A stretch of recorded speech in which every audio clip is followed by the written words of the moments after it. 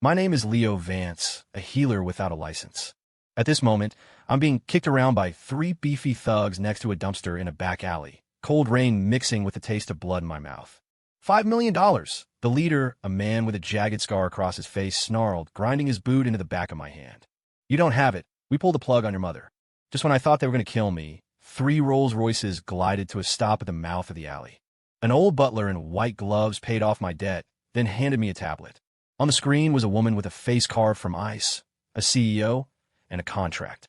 It offered me a position as her live-in husband, tasked with the 24/7 care of her son.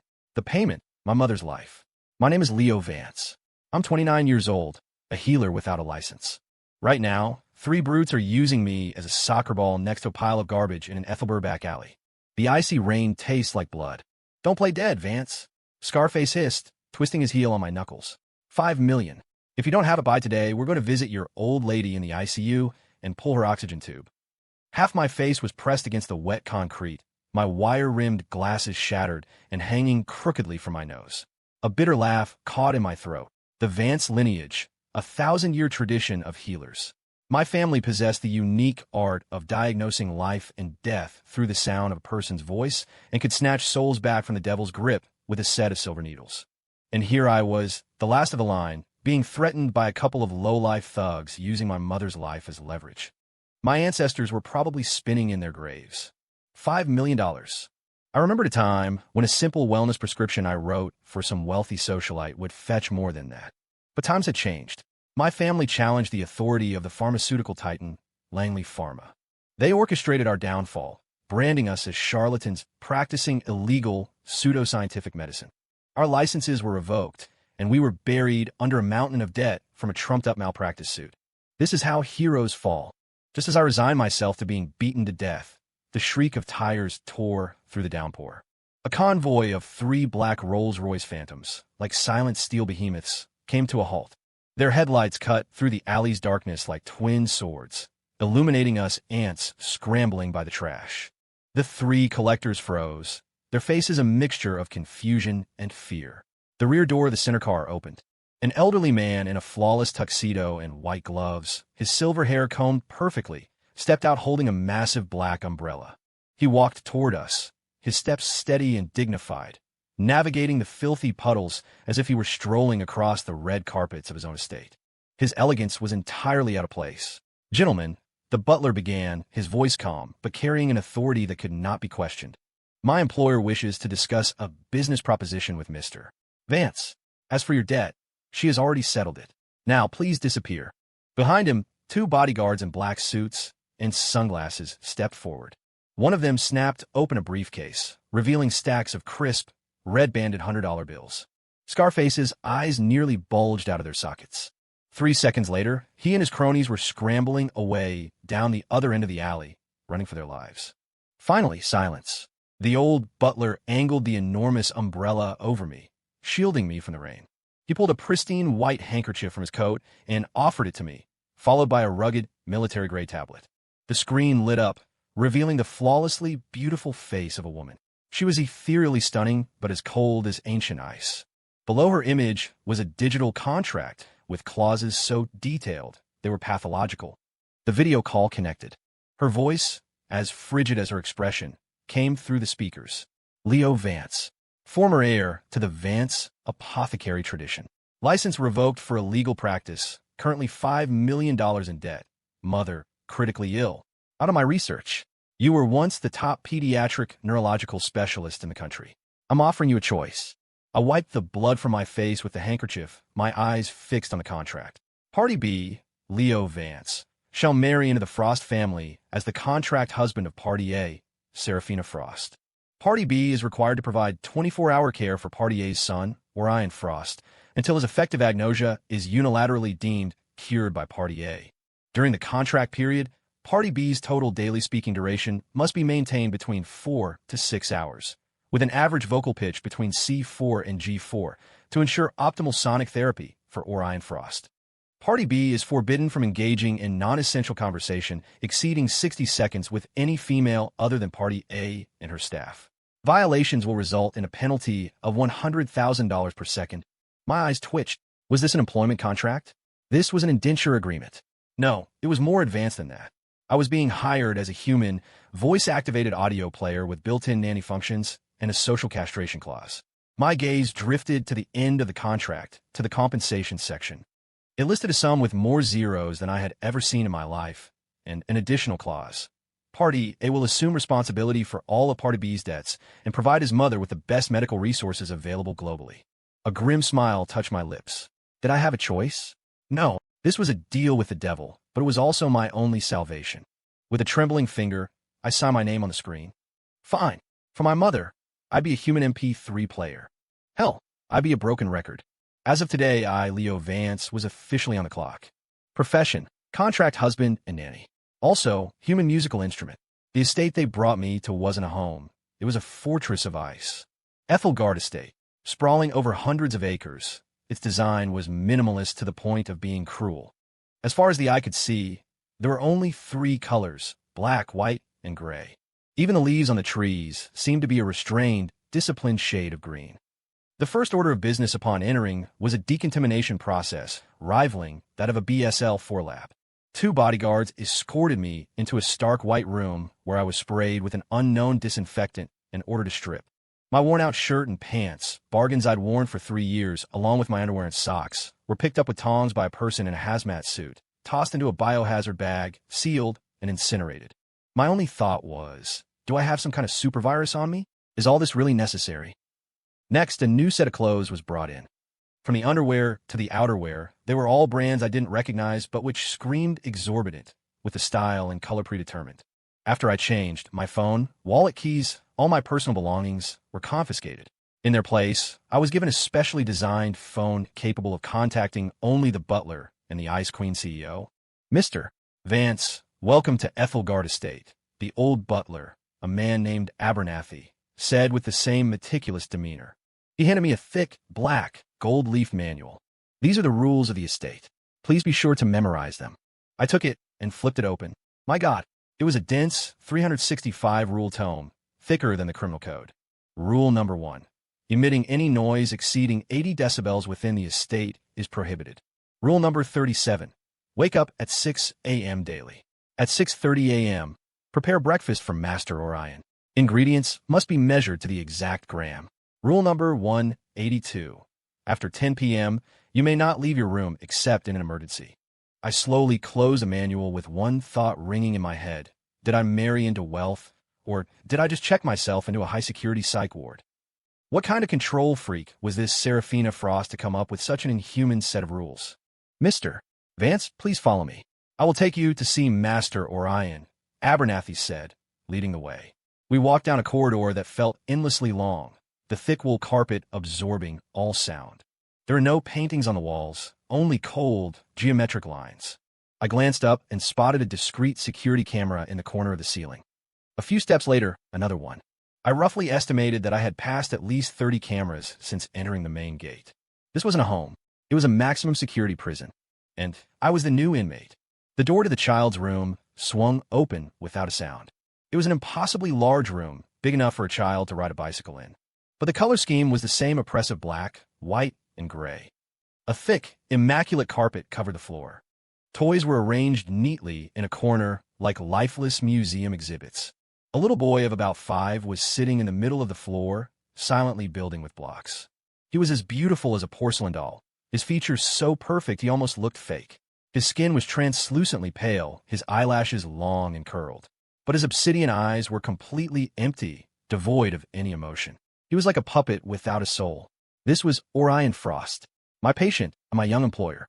Master Orion, Abernathy called softly. The boy didn't react, as if he hadn't heard, his focus remaining on the blocks in his hands.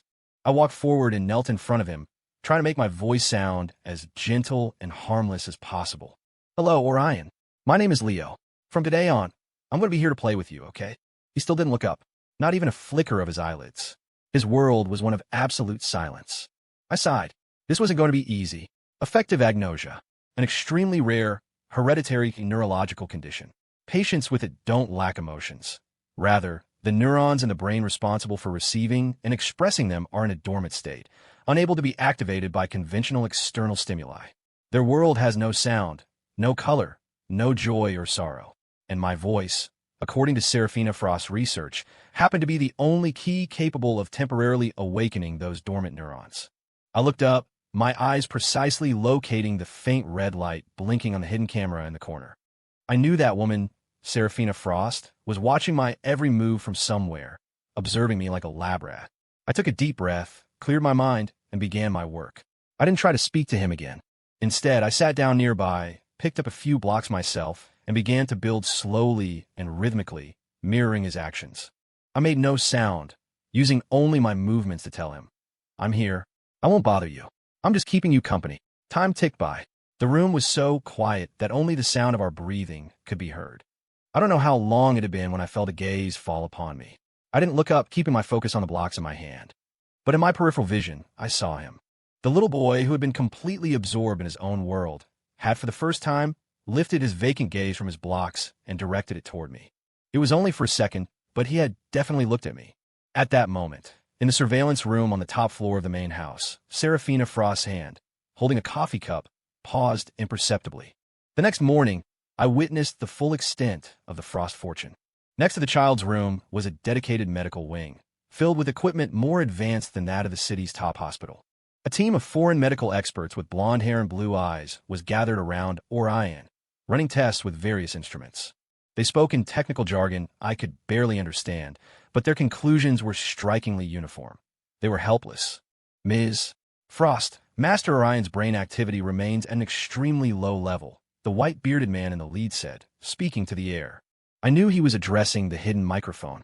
We suggest attempting a new, highly potent neurostimulant drug.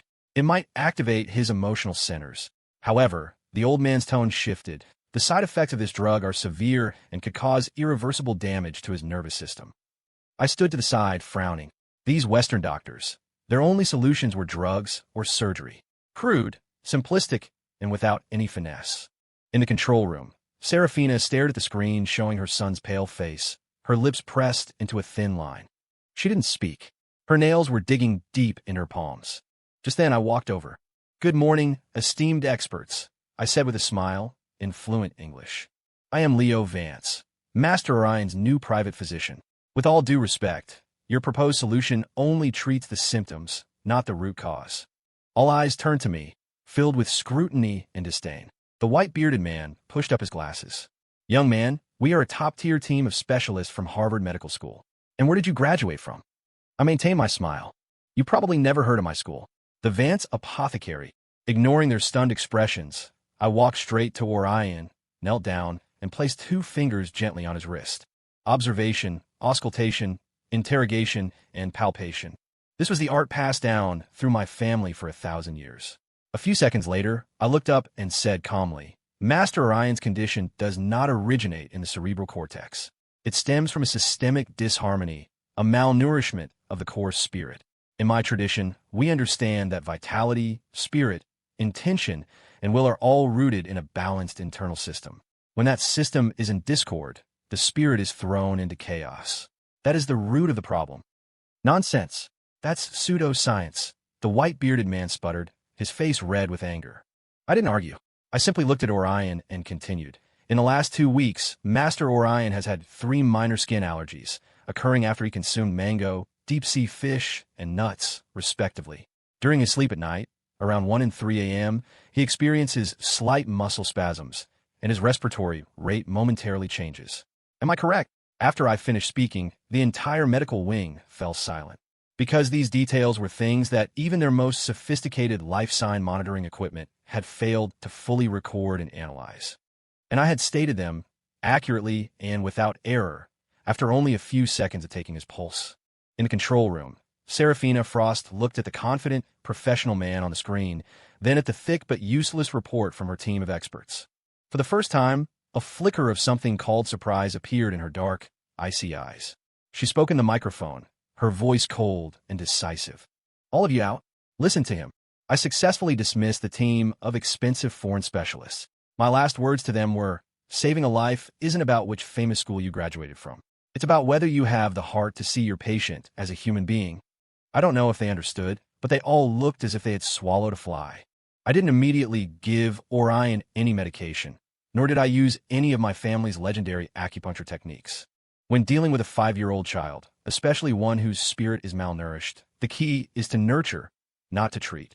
I walked into the estate's kitchen, which was more extravagant than that of a 5-star hotel.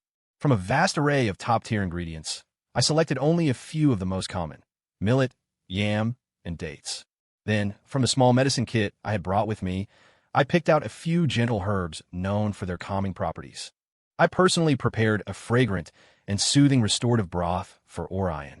The entire time, Abernathy stood to the side, watching silently. A hint of curiosity flickered in his usually stoic eyes. I carried the bowl back to the child's room. Orion was still sitting on the carpet, oblivious to my return. I placed a small table in front of him, set down the bowl, and then sat cross-legged opposite him. I didn't rush to feed him. Instead, I took out an old thread-bound book from my family's collection, the Vance Codex of Vitality. I opened it to a chapter and began to read aloud in my most gentle, resonant voice. Therefore, the sage does not treat those who are already ill, but rather those who are not yet ill. He does not govern that which is already in disorder, but that which is not yet in disorder. To administer medicine only after a disease has formed, to impose order only after chaos has erupted, is it not like digging a well only when one is thirsty, or forging weapons only after the battle has begun? Is it not already too late? My voice, enhanced by a unique Vance family technique, carried a special frequency capable of calming the mind and stabilizing emotions. It was the reverse application of our diagnostic art, using sound to nurture the spirit. After reading for a while, I picked up the bowl, scooped a small spoonful of the broth, blew on it to cool it, and held it to Orion's lips. He didn't open his mouth. I wasn't anxious. I continued to read from a book, holding the spoon steady. 1 minute, 2 minutes. Just when I thought he would refuse indefinitely, his long eyelashes fluttered. Then, he slightly parted his lips. A surge of joy went through me. I quickly and carefully slipped the small spoonful of broth into his mouth. He chewed silently, then swallowed. No resistance, no rejection. In the control room, Serafina watched this harmonious scene on the screen. Watching her son accept food from a stranger for the first time without a fight, her tightly clenched fist slowly relaxed. That day, it took me an hour, half a chapter of the Codex, and an entire bowl of broth. I grumbled internally. Another day of being a human audio player for a capitalist. But the results were promising. To treat an illness of the heart, you need warmth. This cold house, this cold mother. It was a wonder the child had any feelings at all. Today, I would warm his stomach. Then, slowly, I would warm his heart. During my first week at Ethelgard Estate, I lived a life more regimented than a robot's. I woke up at 6 a.m. sharp to prepare a medicinal breakfast for the little master. In the mornings, I played quiet games with him like building blocks and drawing. In the afternoons, I read to him, providing him with sonic therapy using my voice. In the evenings, I brewed him a calming herbal soup and put him to sleep. My movements were strictly confined to a 3-point circuit: the child's room, the kitchen, and my bedroom. As for the CEO, Serafina Frost, I hadn't seen her in person once. She was like a ghost, a remote supervisor, monitoring my every move through the 1,000+ high-definition cameras scattered throughout the estate. I even suspected she was watching when I went to the bathroom. This feeling of being watched 24/7 was deeply unsettling, but for my mother's medical bills, I endured it. My only form of entertainment was to complain endlessly in my head. The little master looked at me. For an extra second today, I'm rewarding myself with an extra bowl of rice. This she-devil even dictates the style of cup I drink water from. Was she a ruler in a past life? I'm supposed to be a live-in husband, so how come I never even see my wife? This is false advertising. I'm going to file a complaint with the Better Business Bureau. One night, just as I was about to sleep, a shrill alarm blared from the adjacent child's room, followed by Orion's terrified screams. My heart sank. I shot out of bed and rushed over. When I pushed open the door, I saw Orion lying in bed, his body cold and trembling violently, as if trapped in a horrifying nightmare. And standing by the bed was a woman in a black silk nightgown. It was Serafina Frost. This was the first time I'd seen her in person. She was even more beautiful than on screen, and even colder. Her waist-long black hair was draped loosely over her shoulders, making her pale face seem even more so. She just stood there, watching her son struggle in agony, her eyes filled with a mixture of helplessness and heartache, but she was powerless to do anything. No form of comfort worked on him. A night terror, an overabundance of heart fire, a deficiency of kidney water, a classic imbalance. I made an instant diagnosis. I had no time to ask for her permission. I rushed forward and expertly scooped the thrashing Orion into my arms. I placed my palm on his back, directly over the meridian point that governs the spirit. Then, using a special rhythmic breathing technique, I regulated my own energy while humming a soothing lullaby that had been passed down through my family for generations. The melody was simple and ancient, yet it seemed to possess a kind of magic. Orion's screams gradually subsided, and his violent trembling slowly eased. Like a frightened kitten, he found a safe harbor in my arms and grew quiet. Serafina watched this unfold, a complex expression in her eyes. Although Orion had calmed down, he wasn't asleep. One small hand was clenched tightly around my collar, as if holding onto a lifeline. His other hand, however, shot out and gripped the hem of Serafina's nightgown, refusing to let go. The situation became awkward. I was holding the child, and the child was holding his mother. The three of us were locked in a strange, unbreakable triangle. Ms. Frost. I broke the silence, trying to keep my tone professional. It seems the child needs both parents present to feel secure enough. Serafina's face was so cold, it could have caused frostbite. She tried to pull away, but the moment she moved, Orion's body began to tremble again, and a distressed whimper escaped his throat. She was forced to remain frozen in place. Seeing her predicament, furious but unable to act, almost laughed out loud. Serves you right for watching me on your cameras all day. Now you've got a front row, VIP seat to the live show, and attendance is mandatory. Time crawled by.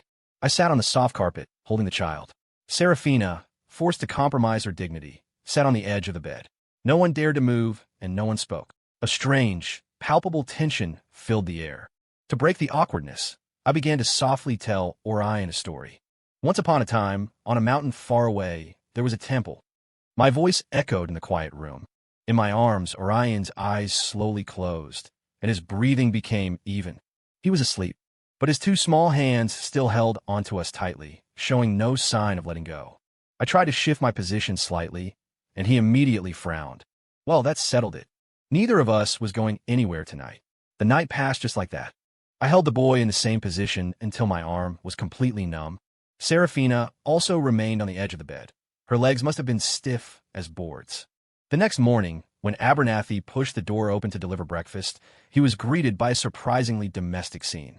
I was leaning against the headboard, the sleeping boy nestled in my arms, and the formidable CEO was slumped against the other side of the bed, also fast asleep. Sunlight streamed in through the window, bathing the three of us in a golden glow. Abernathy froze for a second. Then, a knowing, almost triumphant smile broke through his perpetually stoic expression. He backed out of the room silently, gently closing the door behind him. I looked at the sleeping Serafina beside me. With all her icy defenses down, her long eyelashes cast soft shadows in the morning light. She looked as peaceful as a child. I suddenly realized that this she-devil wasn't so terrible after all. After our shared ordeal, the dynamic between Serafina and me underwent a subtle shift. She no longer observed me solely through cameras. Occasionally, she would appear at the door of the child's room while I was treating Orion, standing at a distance, just watching. She was still silent, still wearing her icy mask, but I could feel that her gaze held less scrutiny and more of something I couldn't quite name. Under my care, Orion's condition improved day by day. He was no longer completely lost in his own world. Sometimes his eyes would follow me as I moved around the room. When I fed him, he would open his mouth willingly. When I told him stories, his pupils would dilate and track. To Serafina, these small signs of progress were more thrilling than closing a billion-dollar deal. One afternoon, the weather was beautiful. I took Orion to the estate's enormous glass conservatory. It was the only place on the entire property that was bursting with color. Sunlight poured through the glass dome, warm and inviting. I held Orion's small hand, teaching him to identify the different plants. Look, Orion, this is a rose. It has thorns, but it's very beautiful. This one is a sunflower. It always smiles at the sun. And this is mint. It smells cool and refreshing. I plucked a mint leaf, gently bruised it between my fingers, and held it up to his nose. Orion leaned down, his small nose twitching as he took in the scent. Then he looked up. For the first time, his perpetually vacant eyes seemed to find a clear focus. He looked at me, his mouth working, as if learning a completely new and difficult movement. Finally, a single, muffled but absolutely discernible syllable escaped his small throat. Oh, in that instant, I froze. I thought I had imagined it. I stared at him, my heart hammering against my ribs. And at that very moment, in the control room on the top floor of the main house, Serafina, who was leisurely watching the screen while sipping a pour-over coffee, heard that sound, like a note from heaven, coming through the high-fidelity speakers. Crash! The bone china coffee cup, handcrafted by the British royal family's personal artisan and worth 6 figures, slipped from her hand and shattered on the polished marble floor. Brown liquid splattered across the hem of her expensive, custom-made white suit skirt. But she didn't even notice. The next second, the sound of frantic heels echoed through the control room. Serafina burst out of her top-floor office as if possessed. She didn't even wait for the elevator, shoving open the door to the emergency stairwell and flying down the steps in her 4-inch heels. She ran so fast that she stumbled at a landing, twisting her ankle sharply. A searing pain shot through her, but she barely winced, not even pausing as she continued to limp desperately toward the conservatory. Bang! She threw open the glass doors with violent force. Startled by the noise, I turned to see a disheveled Serafina. Her hair was a mess, her face was deathly pale, and she was panting heavily. Her eyes, usually as cold and dark as ink, were now burning with a feverish, red-hot flame.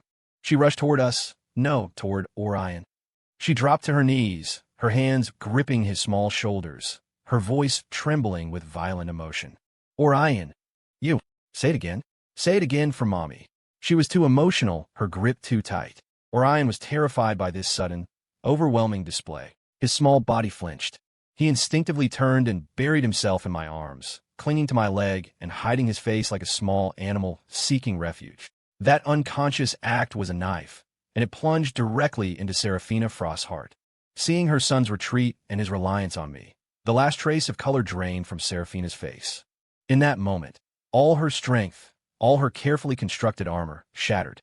For the past 5 years, she had single-handedly supported the vast Frost Industries, facing down the scheming board members and the relentless attacks of business rivals without flinching. For the past 5 years, she had raised her autistic son alone, traveling the world to see the best doctors, facing disappointment after disappointment without ever shedding a tear. But today, in the very instant that a flicker of hope was ignited, she was utterly crushed by her own son's instinctive reaction. All the grief, pain, bitterness, and self-blame she had suppressed for 5 long years burst forth like a breaking dam. She collapsed to the ground, no longer caring about her image as a powerful CEO.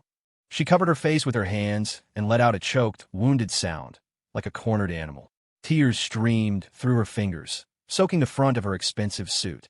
I looked at this woman, usually so imperious, so cold and untouchable, now as vulnerable as a lost child, and my heart softened unexpectedly. I sighed, gently handing the frightened Orion, who was still clinging to my leg, to a nearby, stunned maid. Then I walked to Serafina's side and knelt beside her. I reached out, a bit awkwardly, and gently patted her trembling back. "It's okay, Ms. Frost. This is a good thing." My voice was soft, gentle. "Orion has taken the first step. Everything is going to get better. You're a good mother. You really are." The moment my hand touched her back, her entire body went rigid. I could feel her instinctive urge to pull away. For the past 5 years, besides her son, it was likely that no man had dared to touch her so freely. But for some reason, she didn't move. The warmth from my palm, carrying the faint scent of herbs, and the pure gentleness in my voice, seemed to have a strange, calming power that disarmed her completely. She didn't push me away. Instead, she cried even harder, her suppressed sobs turning into unrestrained weeping. I didn't say anything more. I just kept my hand on her back, patting it gently and rhythmically, as if I were comforting Orion, as if I were comforting her. Beneath her icy exterior was a heart that had been shattered long ago. And in that moment, a man bound to her by contract, a mere tool, had become the only sanctuary she could lean on. Serafina cried for a long time that day. Only when she was completely exhausted did her emotions finally settle. I helped her up and walked her back to her bedroom in the main house. She didn't say a word the entire time, simply accepting my support. From that day forward, the terms of our contract seemed to have been invisibly amended. I was no longer just Orion's human audio player and high-end nanny. Occasionally, when Serafina returned to the estate late at night, exhausted from work, she would find a bowl of warm, calming soup waiting for her on the dining table. When her chronic stomach pain flared up, The menu delivered by our personal nutritionist the next day would include a few medicinal dishes I had personally designed. When she suffered from insomnia due to corporate troubles, a small sachet filled with a custom blend of sleep-aiding herbs I prepared would mysteriously appear in her bedroom. I did all of this quietly, never seeking credit. My position was still that of a contract husband, an employee, and she never offered thanks. She remained the Ice Queen CEO, ordering me around with the same imperious tone. Leo, this soup is too salty today. Leo, who gave you permission to change my menu? Leo, I don't like the smell of this sachet. Each time, I would simply nod with a smile. Of course, Ms. Frost. I'll be more careful next time. But I knew. The soup she called too salty, she drank to the last drop. The medicinal menu she questioned, she followed without fail for a month. The sachet, she claimed, smelled unpleasant. She kept hanging by her bed, never taking it down. This woman was a master of duplicity. Her words were sharp and pragmatic, but her actions were honest. And I was content to play along with her act. After all, she was the one signing my paychecks. We were like two top-tier actors who had an unspoken understanding, maintaining a delicate balance. Until his appearance shattered everything. The most exclusive business gala of the year was being held at a 7-star hotel on the Ethelberg waterfront. As the contract husband of the CEO of Frost Industries, I, Leo Vance, had the honor of attending as her model spouse. I wore a high-end, custom-tailored white suit, my hair perfectly styled, a gentle, cultured smile fixed on my face as Serafina held my arm. To outsiders, we were the perfect couple. Several business tycoons came over to greet Serafina, their eyes turning to me with envy. Ms. Frost, you're a lucky woman. Such a young, handsome, and accomplished husband. I smiled and nodded, all the while screaming internally, Buddy, you have no idea. I'm just an employee. Lucky. My biggest luck is getting off work on time, so I can go home and tell my son, oh wait, my boss's son, a bedtime story. Halfway through the gala, the lights suddenly dimmed. A single spotlight hit the entrance of the ballroom. A man walked in amidst a wave of gasps. He was tall and well-built, dressed in a perfectly tailored Armani suit. His features were sharp and handsome, almost aggressively so. He carried himself with the innate confidence and dominance of a man born to rule. It's Julian Thorne. Julian Thorne of Apex Capital. He's actually back. My God, he's even more magnetic than he was 5 years ago. Beside me, Serafina's body went rigid the moment she saw him. Her hand on my arm tightened unconsciously. I could feel her breathing become erratic. A cold knot of dread formed in my stomach. Julian Thorne, heir to the Thorne Financial Empire of North America, CEO of Apex Capital's Asian division, and Serafina Frost's ex-boyfriend. Or rather, Orion's biological father. I had deduced this information while treating Orion based on subtle physiological traits and certain genetic markers. I just never expected the man himself to return at this moment, in such a high-profile manner. Julian walked onto the stage and took the microphone. His gaze cut across the entire ballroom, burning and unabashed, and landed squarely on Serafina. Good evening, everyone. His voice was magnetic, filled with an unshakable authority. I, Julian Thorne, am back. I have returned not just for business, but to right a wrong I committed 5 years ago. To win back the most important person in my life. The hall erupted. Every head in the room swiveled toward us like searchlights. I could feel the hand clutching my arm begin to tremble. I turned to look at her face, which had gone deathly pale from shock and anger. For the first time in those cold, dark eyes, I saw a flicker of panic. Gently, I covered her cold hand with my other one and gave her a reassuring smile. Whoever you were in the past, right now, for the duration of this contract, you're my boss. I got your back.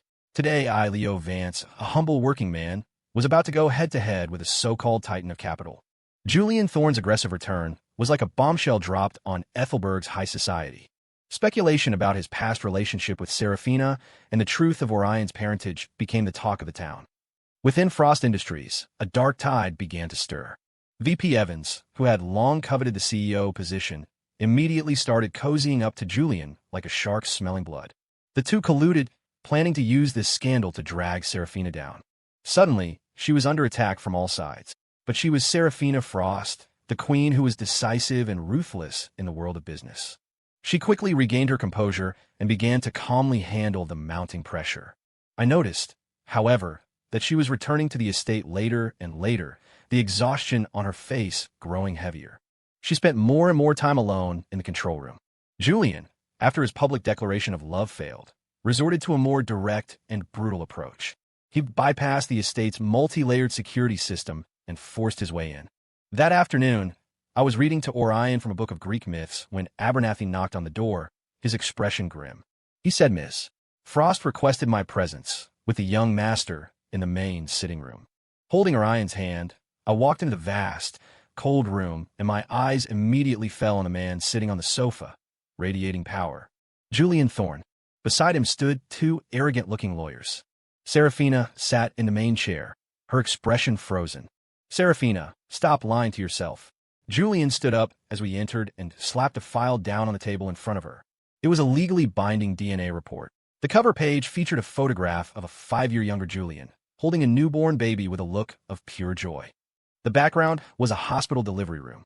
The baby's features bore a 7 or 8/10 resemblance to Orion. "Orion is our son." Julian's voice was firm and resonant. "Back then, my family wronged you. They forced me to leave. Now I'm back, and I have the power and the responsibility to give you and our child the best of everything." His gaze shifted to me, filled with undisguised contempt. "Get rid of this no-name doctor who crawled out of the woodwork. Serafina, come with me. We are a family." I stood frozen, listening to it all, staring at that damning DNA report. My mind went blank. Even though I had long suspected it, seeing the cold, hard truth laid out before me felt like being doused with a bucket of ice water. So, all this time, I wasn't a live-in husband or a contract spouse. I was just a temporary NPC in a massive real-life RPG, a glorified medic. Now that the main character was back, it was time for the temp to pack his bags and get lost. As I watched their family reunion about to happen, what was I? A well-paid placeholder? A wave of intense humiliation and self-mockery washed over me. My face must have been a sight to behold. The hand holding Orion's began to tremble uncontrollably. Julian didn't even spare me a glance. In his eyes, I was nothing more than a high-class nanny Serafina had hired, a clown who could be dismissed with a wave of cash. He walked around me, a self-satisfied, fatherly smile on his face, and opened his arms to Orion. "Orion, come here. Come to Daddy. I'm your father." His voice was gentle, but the possessiveness and aggression in his eyes were unmistakable. Orion, who had been standing quietly beside me, reacted in a way that no one could have predicted. For the first time, an extremely powerful emotion erupted from his vacant eyes. It wasn't curiosity or affection. It was terror, a deep, bone-chilling fear, as if he were seeing the most horrifying monster imaginable. He violently tore himself away from me, letting out a shrill, terrified scream. His small body trembled violently, his eyes filled with hostility and defiance. He grabbed a crystal paperweight from the coffee table and, with all his might, hurled it at Julian Thorne. Crash! The paperweight hit Julian's expensive leather shoe and shattered on the floor. Julian was stunned by the sudden turn of events, a flash of shock and anger crossing his handsome face. He, the heir to Apex Capital, had just been attacked by his own son. Just as he was about to lose his temper, I darted forward and pulled the hysterical Orion into a tight embrace. "It's okay, you're safe. I'm here." I gently patted his back, soothing him in the way that was most familiar to us.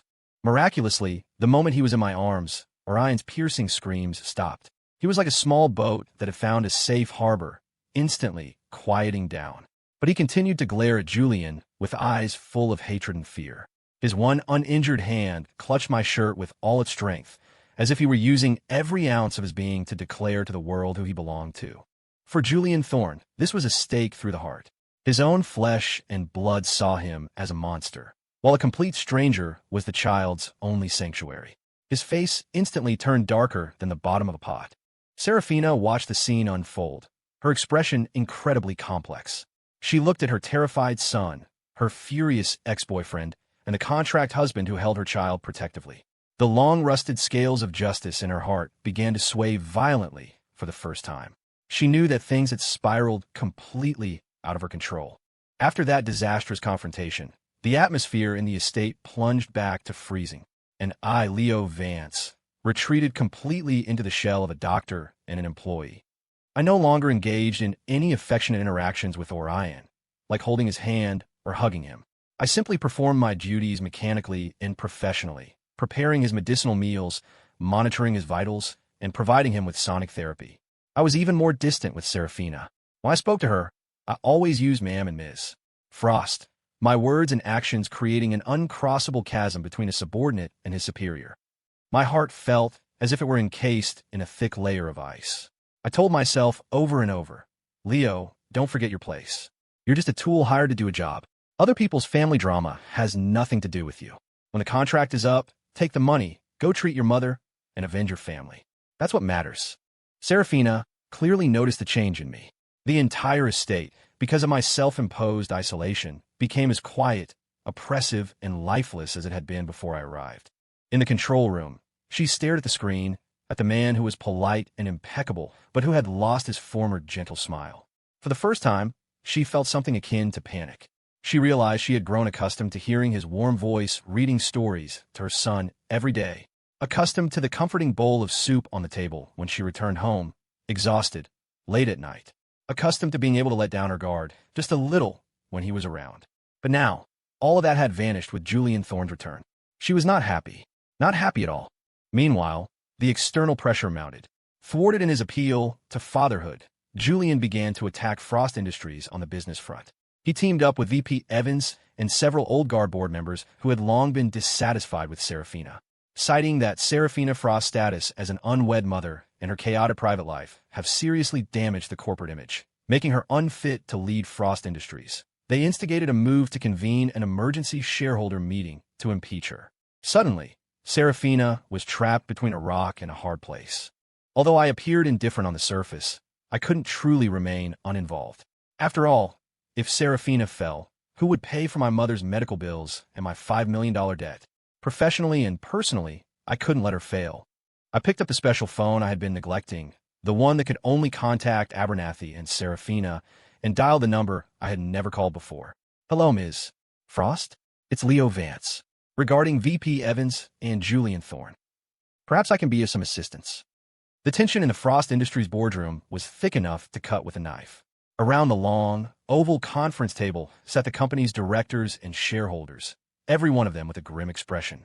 VP Evans sat opposite Serafina, a smug, triumphant smirk on his face. Beside him sat Julian Thorne's representative, a high-powered lawyer. Ms. Frost, we didn't call this emergency meeting to target you personally. Evans began with feigned sincerity. This is for the future of Frost Industries. The CEO represents the company's image. The fact that you have a child out of wedlock, with the father's identity unknown, has caused widespread speculation. Our stock has been falling for 3 straight days. That's correct, Julian's lawyer added, pushing up his glasses. Furthermore, we understand that you currently have an unknown man living in your home under the guise of a husband. This is treating the company's reputation like a joke. We have serious doubts about whether your personal situation allows you to continue to competently serve as CEO. Their back and forth was perfectly synchronized. A few directors who had already been bought off chimed in with their support. Serafina sat at the head of the table, listening to their accusations with a blank expression. Underneath the table, her hands were clenched into tight fists, just as she felt she couldn't hold on any longer, ready to play her final hand and go down fighting. Her personal phone on the table vibrated softly. It was an anonymous email. She nonchalantly opened it. After reading just one line, a sharp, dangerous light flashed in her cold, dark eyes. The email contained several detailed intelligence reports. One was a thorough analysis of the $10 billion investment project Julian Thorne had brought with him on his return. The report precisely identified a financial trap within the project. Any rival company that fell into it would be financially ruined. And VP Evans was just about to push a Frost Industries subsidiary into that very pit. Another report was a complete chain of evidence detailing how Evans had used his position over the past 3 years to secretly transfer company assets overseas, documented down to the time, amount, and account number of every single transaction. The level of detail and accuracy in these files was something even her own top-tier corporate intelligence department would have to admire. The sender was anonymous, but the image of a man in a white shirt and wire-rimmed glasses, who always appeared gentle and harmless, immediately popped into Serafina's mind. So, he was far more than just a doctor. Serafina looked up, a cold, mocking smile playing on her lips. She connected her phone to the boardroom projector and said coolly, "Distinguished directors, before we discuss my private life, perhaps we should look at something a bit more interesting." The 2 intelligence reports filled the massive screen. When he saw the detailed data and transaction records, the triumphant smile on Evans' face froze. Beads of sweat began to pop out on his forehead, and his face went deathly pale. This is slander. It's fabricated, he roared in a panic. Serafina sneered. Fabricated or not, I believe the company's legal department and the financial crimes unit will give us an impartial answer. She then turned her gaze to Julian's lawyer, her eyes as sharp as daggers. As for Mr. Thorne's generous offer, we at Frost Industries appreciate the sentiment. However, our company doesn't engage in losing ventures, much less walk into traps set by others. You can keep your $10 billion project for someone else. The entire boardroom fell silent. The tables had been turned. In the end, Evans was taken away for investigation on the spot, and the few directors who had supported him were too scared to utter another word. A carefully orchestrated impeachment attempt was effortlessly dismantled by Serafina. After the meeting, Serafina immediately had her tech team trace the source of the anonymous email. The trail led to a small, unassuming clinic in a rundown part of Ethelberg. The owner was a man named Milo Kowalski, nicknamed Wrench. He was Leo Vance's best and only friend. The two had grown up together. Serafina sat alone in the empty conference room, staring at the results of the investigation, silent for a long time. It was only then that she began to realize just what kind of man she had bought with a simple contract. How many other secrets and abilities were hidden beneath his gentle, scholarly exterior. The Vance lineage of healers. This reclusive family, which had once shone brightly in the world of medicine before quickly fading away, was clearly not as simple as it seemed. Her interest, or rather, her curiosity, about Leo Vance had now reached an unprecedented peak. I saw the news of VP Evans' arrest on the evening financial report. The once powerful executive was now, in handcuffs, being escorted by 2 police officers, looking defeated and pathetic. I knew Serafina's crisis was over, at least for now. And Orion's condition, under my care, had largely stabilized. He could now speak simple words intermittently like water, food, and want. His pronunciation was still off, but it was a medical miracle nonetheless.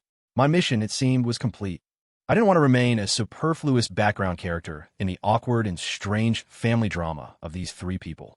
It was time to leave. I didn't sleep that night. I spent the entire night on my computer, writing a 50-page guide titled Orion Frost's Continued Recovery and Development. It covered everything from his dietary structure and required daily nutrients, down to the milligram, for the next 3 years, to seasonal allergy prevention, from psychological counseling through play, to reading lists for each stage of his development, from emergency response protocols for various situations, to the contact information of several renowned experts in child psychology. I wrote down every possible scenario I could think of. It was the last act of kindness I, as a doctor, could offer the child. After finishing the guide, I downloaded a standard employment contract termination agreement, printed it out, and signed my name on the employee line. I placed the 2 documents neatly on my desk. Then, I began to pack. There wasn't much to pack. I had arrived with a single, battered suitcase. I was leaving with the same one. Nothing in this estate belonged to me. I changed back into the clothes I had worn when I first came, though they had been washed and perfectly pressed. By the time I was done, the sky was beginning to lighten. I took one last look at the room I had lived in for months, a room more luxurious than a palace. Then, I quietly opened my door and walked to the entrance of the child's room. Through the crack in the door, I saw the still sleeping boy.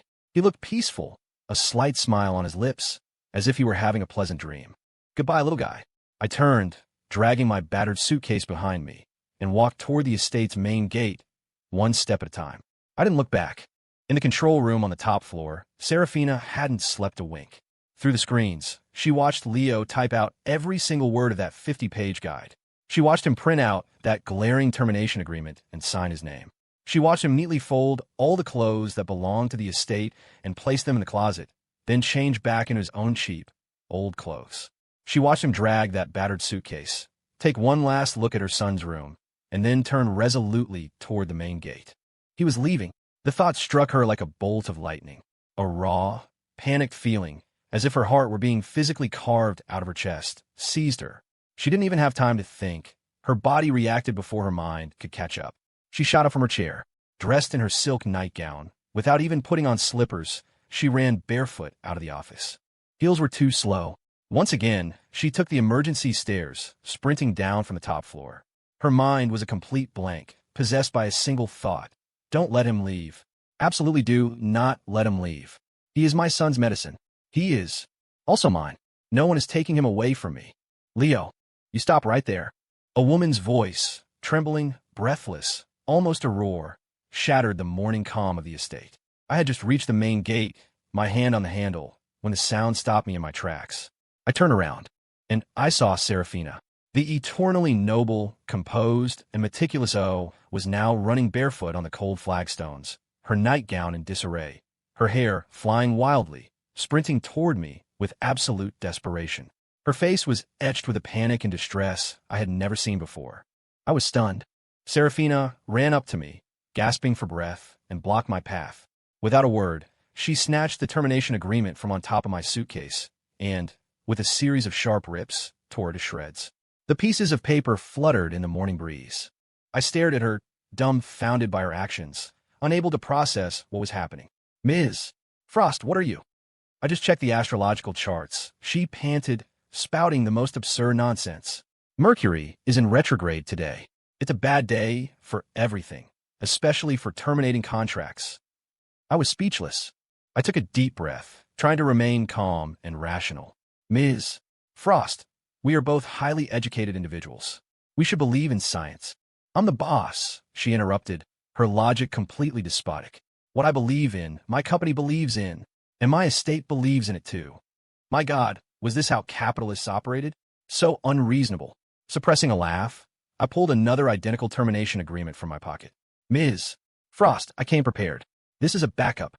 Serafina's face darkened. She snatched the backup from my hand. This time, she didn't tear it.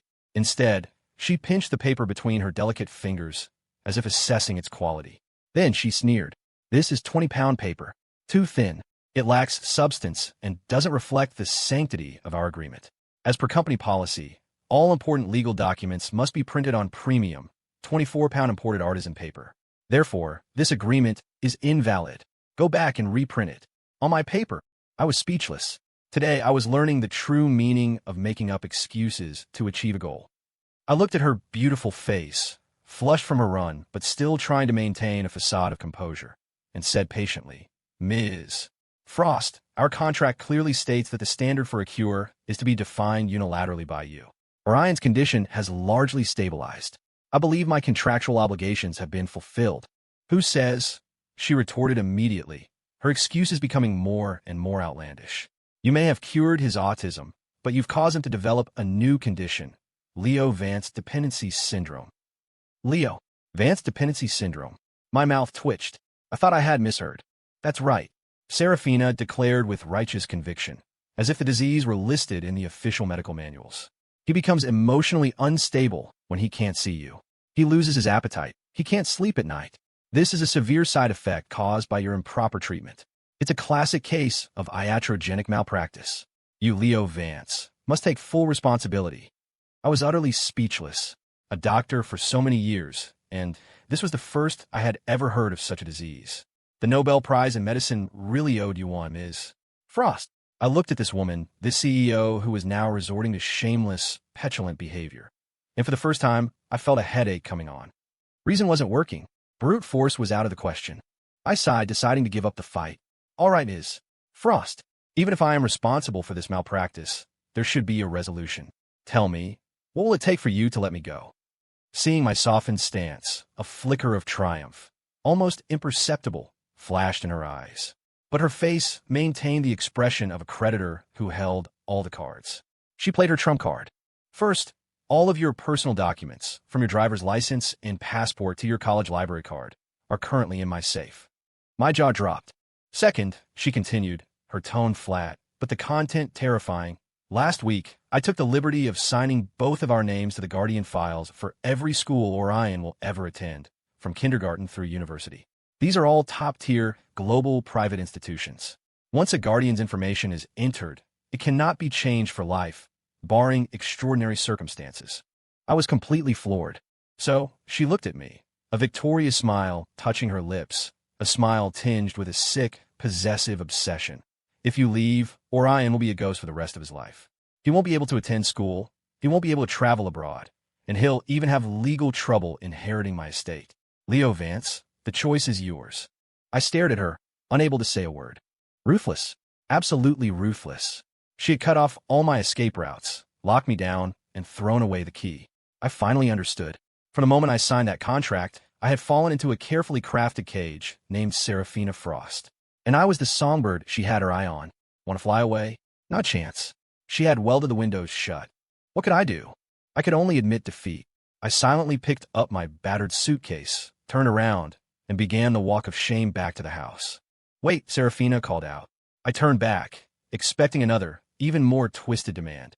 She pointed at my clothes, her brow furrowed in distaste. Change out of that. It's hideous. Then, she pointed at the suitcase in my hand.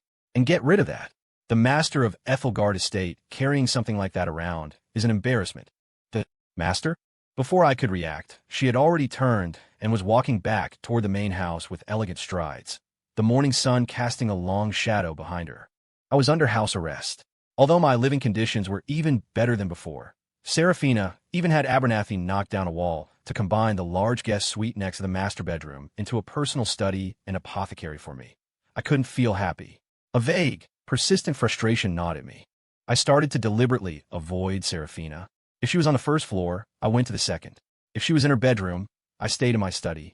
We were like two magnets with the same polarity, repelling each other in the vast estate, maintaining a safe, distant orbit. One day, I got a call from my best friend, Milo. He was my only link to the outside world, and our calls were always clandestine, like spies making contact. Leo, we got a problem. Milo's voice was frantic. I got word that the bastards who framed our family, the Langleys of Langley Pharma, have recently connected with Julian Thorne. My heart sank. What are they planning? I heard they're going to team up, dig up that old malpractice case, and pay the media to splash it everywhere. They want to completely destroy the Vance family name for good. And they want to send you to prison. My hand holding the phone tightened. Total annihilation. These people truly wanted to ensure my family never had a chance to rise again. I hung up, my heart heavy as lead.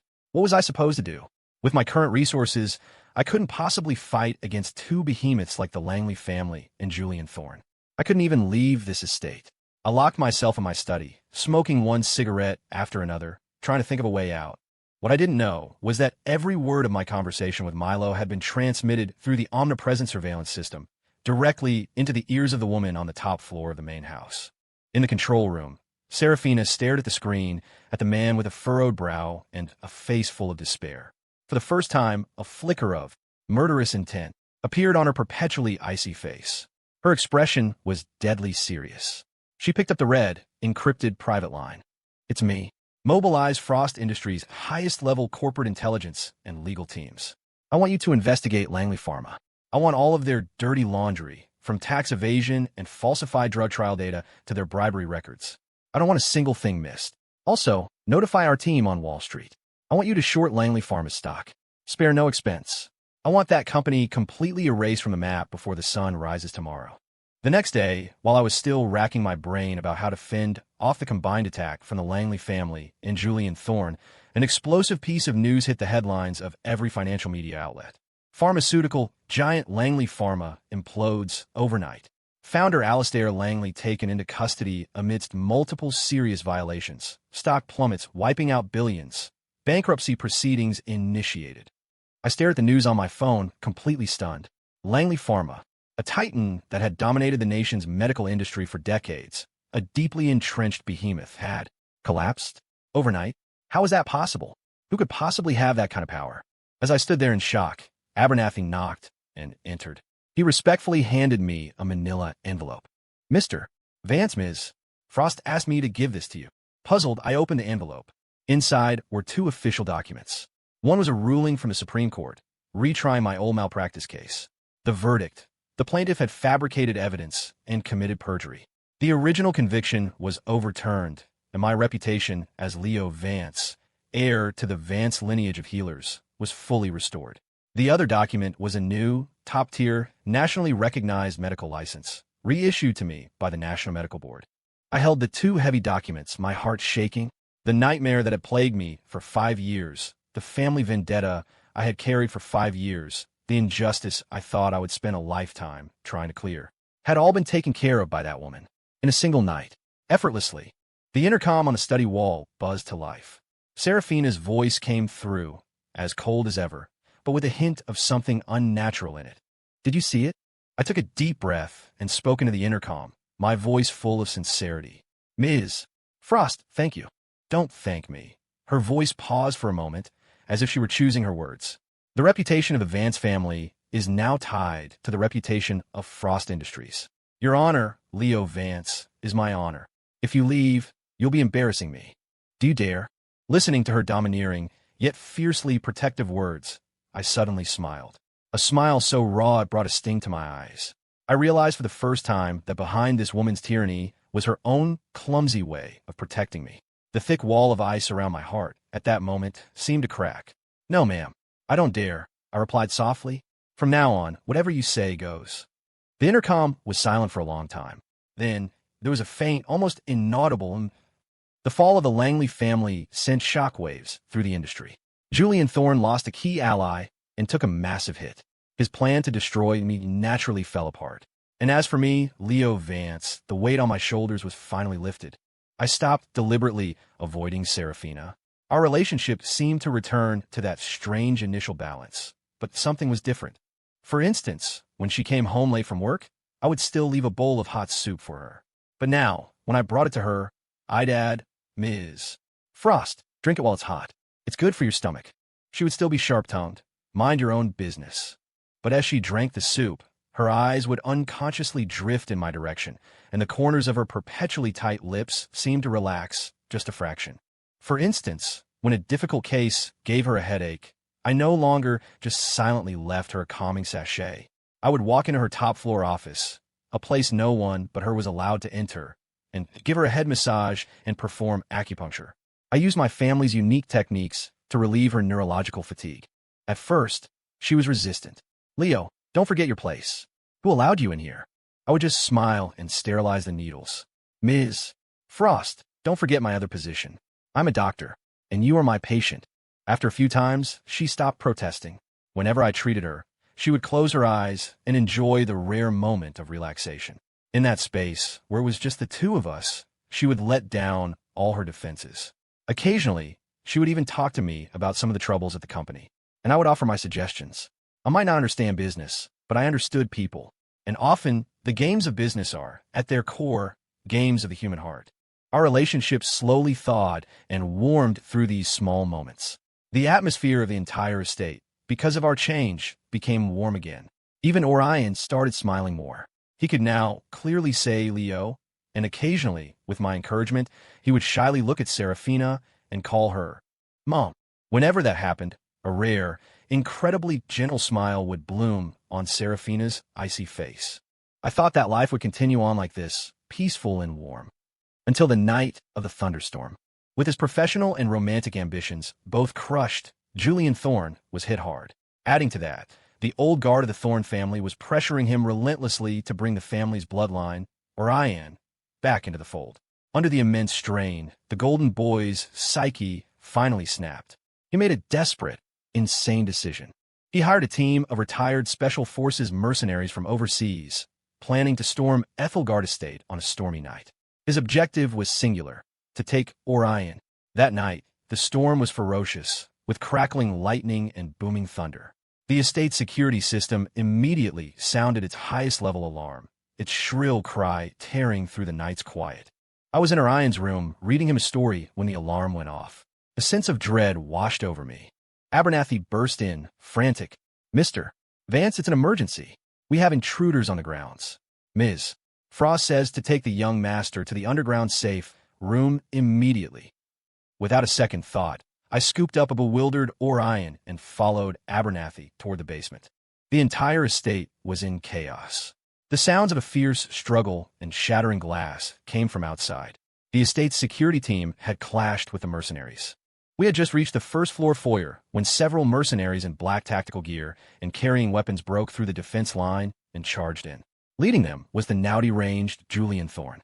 "Give me the boy," he roared, his eyes bloodshot. "Protect Mr.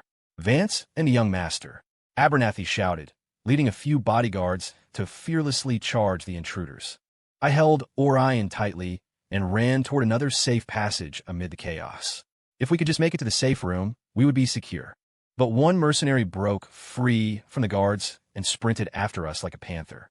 In his hand, with a high-voltage stun baton, crackling with menacing blue electricity. I was carrying a child.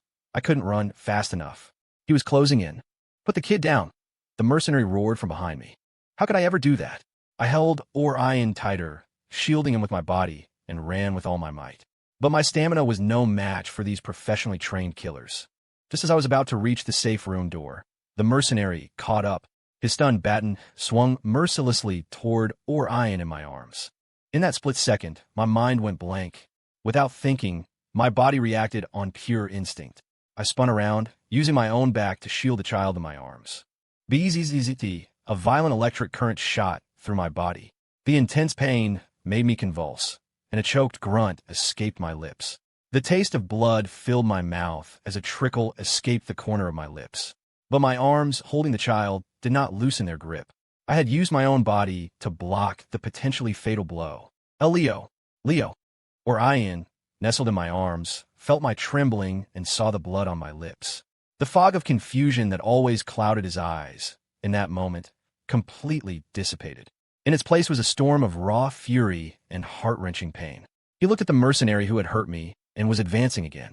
An unprecedented strength erupted from his small body. He opened his mouth and, with every ounce of strength he possessed, uttered the clearest, loudest, and most emotional word of his entire life. Dad, D.Y. That single word exploded in the chaotic hall like a clap of thunder. Everyone, caught in the sound wave of that raw cry, froze. The mercenary stopped in his tracks. By the entrance, Julian Thorne stood utterly stunned, and Seraphina, who had just arrived from upstairs in time to see me shield her son, looked as if she had been struck by lightning. That word, Daddy, was the key that unlocked the final cage in her heart, releasing the wild, obsessive beast she had suppressed for 5 long years. She looked at Leo, injured and on the ground, protecting her son. She looked at her son, who had just screamed out the word Daddy with all his might. Then she looked at the so-called biological father by the door, his face a mask of shock and jealousy. Her eyes changed. They became wild, obsessive, yet terrifyingly bright. Everyone stopped. Her cold voice, filled with absolute authority, echoed through the hall. Everyone froze. She walked, step by step, over the shattered glass to the center of the hall, positioning herself between me and Julian. She picked up a shredded piece of paper from the floor, a remnant of the termination agreement I had signed. She clutched it tightly in her hand. She looked at me, her eyes burning with an unprecedented fire and conviction. Her words were for me, but they were also a declaration to Julian, to everyone present, to the entire world. Leo Vance, you listen to me. 5 years ago, Julian Thorne may have been Orion's biological father, but from the day you stepped foot in this estate, in my world, and in Orion's world, he is a dead man. You Leo Vance, you are my son, Orion's one and only father. You are the one and only master of Ethelgard Estate. Her voice grew louder, more frenzied with each sentence.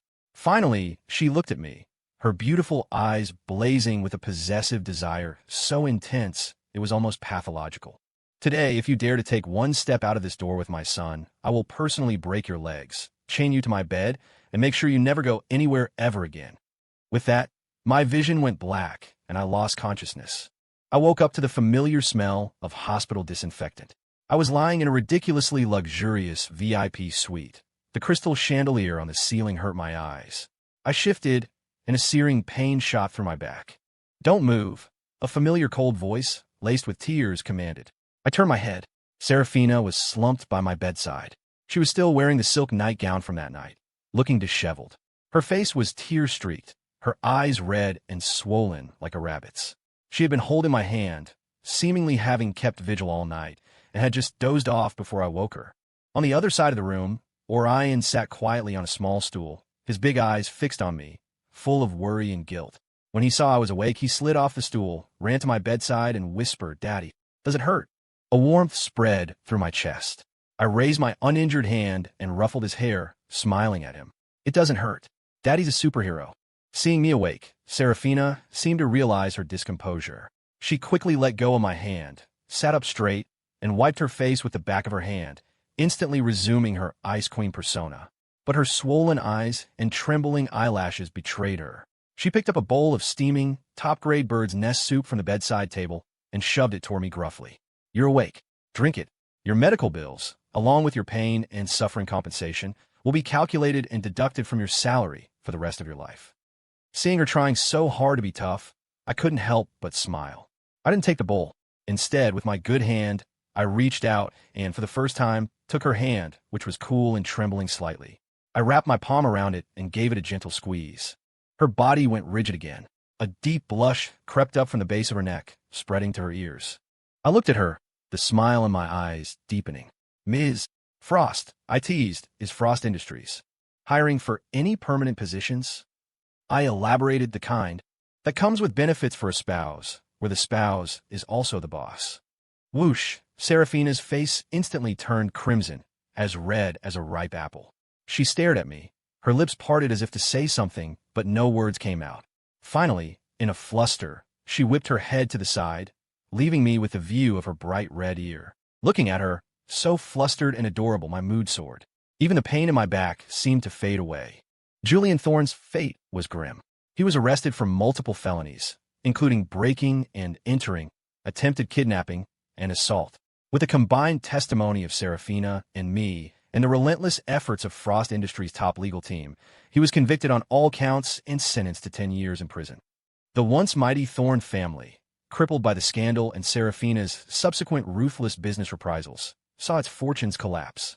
They retreated from the country, a shadow of their former selves.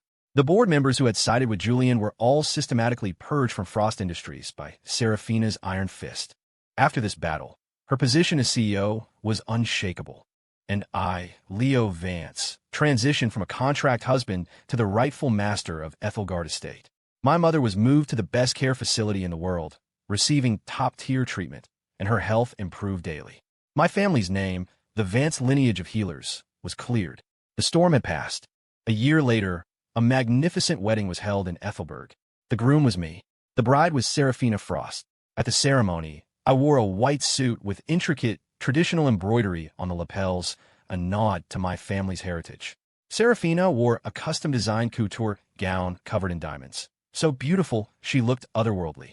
She held my arm, standing in the spotlight.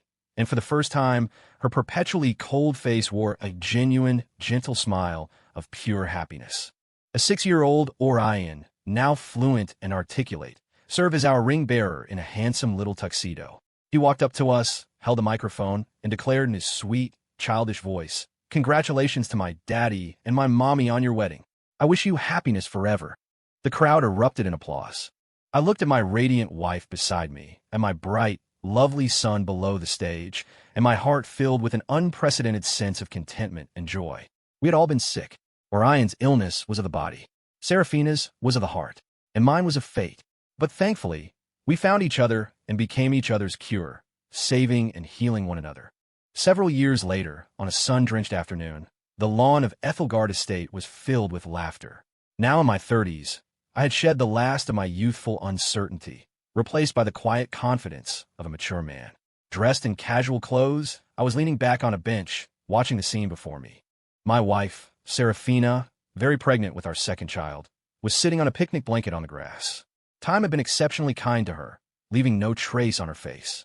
Instead, the nourishment of happiness had softened her beautiful features with a maternal glow, making her more captivating than ever.